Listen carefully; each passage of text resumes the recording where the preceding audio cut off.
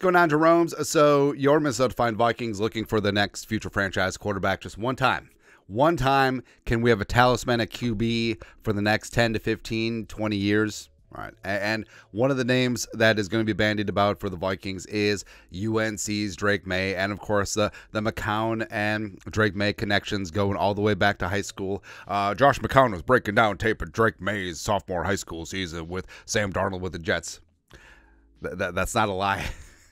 It's from Alec Lewis, the Athletics piece. It's kind of funny, man. But I feel like the universe is aligning for the Vikings to land a guy like Drake Maye. And also, like we said, we need to form a consortium, a corporation, and go steal that 30-foot tall Jordan logo because that thing is awesome. Put it in the background. I got 5 on it. There we go. But Tom Pelissero, NFL Network. So every single year, he does up a very lengthy piece about the quarterback prospects, and he goes out to execs, scouts, coaches, and it's a long-ass evaluation. It's amazing work what Pelissero does, and it's really good. So diving on into... Oh. So I've had a long day, and I hate the effing Eagles, man. So I was... So I know of the Eagles. Yeah, I know the hits. Hotel California, Take It Easy.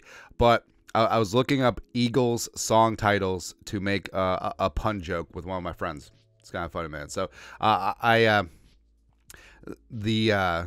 came up with Take It Easy, Witchy Woman. I feel like that's fine. I couldn't find any other ones because a lot of them are just like heartache, heartbreak, whatever.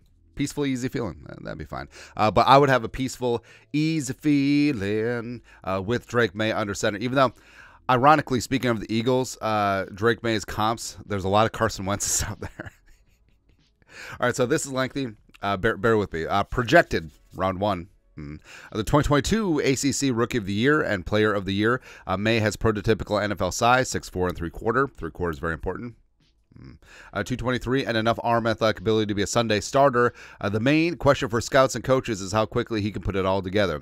Quote, I still like Maye number 2. I think, probably behind Sam Hartman. I think he is probably the second most talented guy, and NFC scouting director said. He's got size. I wonder if that was Jamal Stevenson of the Vikings. That'd be funny. He's got size.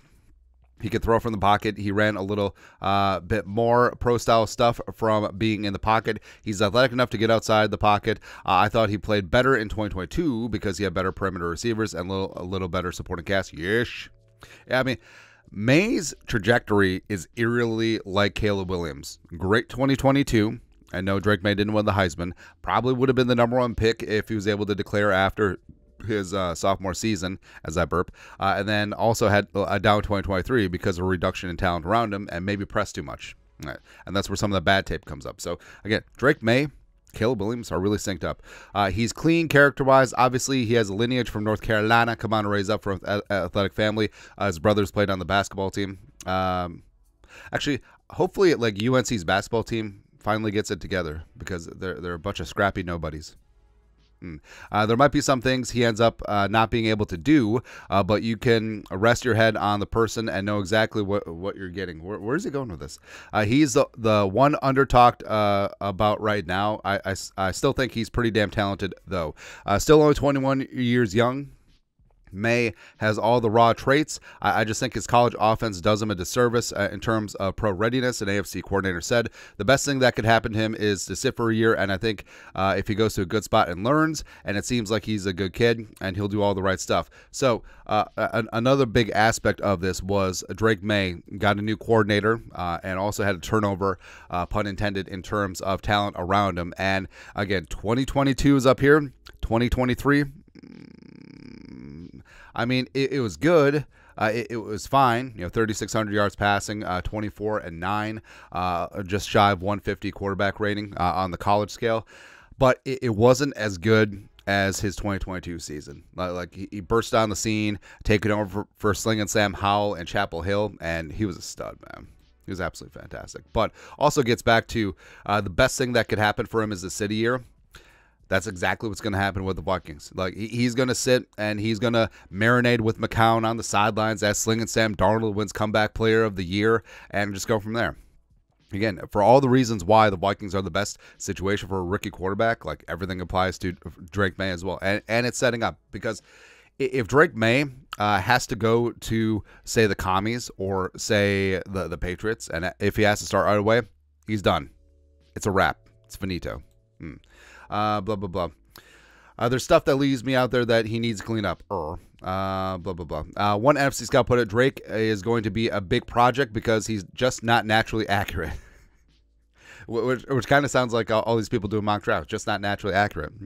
Redshirted as a freshman at UNC, while his father Mark played quarterback in the 1980s, and his brother Luke won a national championship in basketball. Maye burst onto the scene as one of the most productive quarterbacks in college football in 2022. He ranked in the top 5 in FBS with 43-21 passing, 38 touchdowns, adding 7 more scores on the ground. Oh, wait, hold on.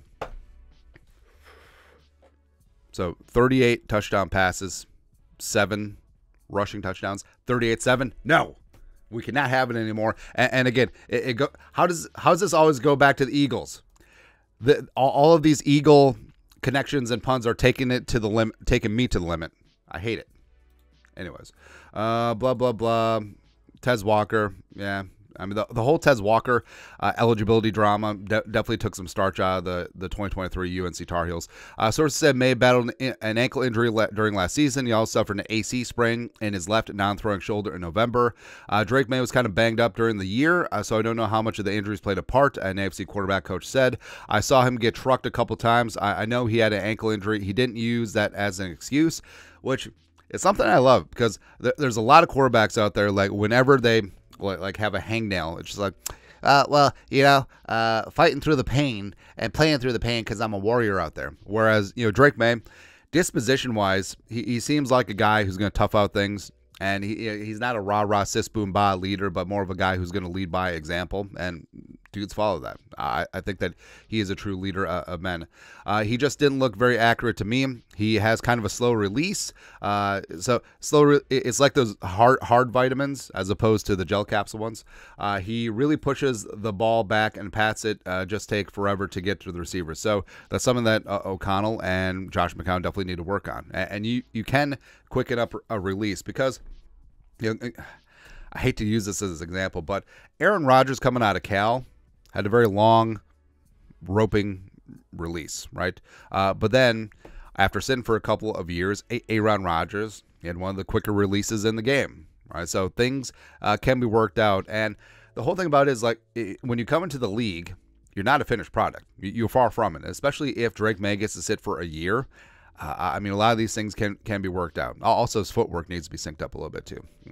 Said an AFC assistant coach, there's a lot of that on film, bad pocket awareness. There's some bad plays, but he's just a big athlete that can really throw it. To me, he's perfect for New England, which holds number 3 because they got Jabroni Brisket. I think he'd be perfect there to sit for a year. He is the biggest high ceiling, low floor guy because he's immature. Not bad immature. He's just like a kid.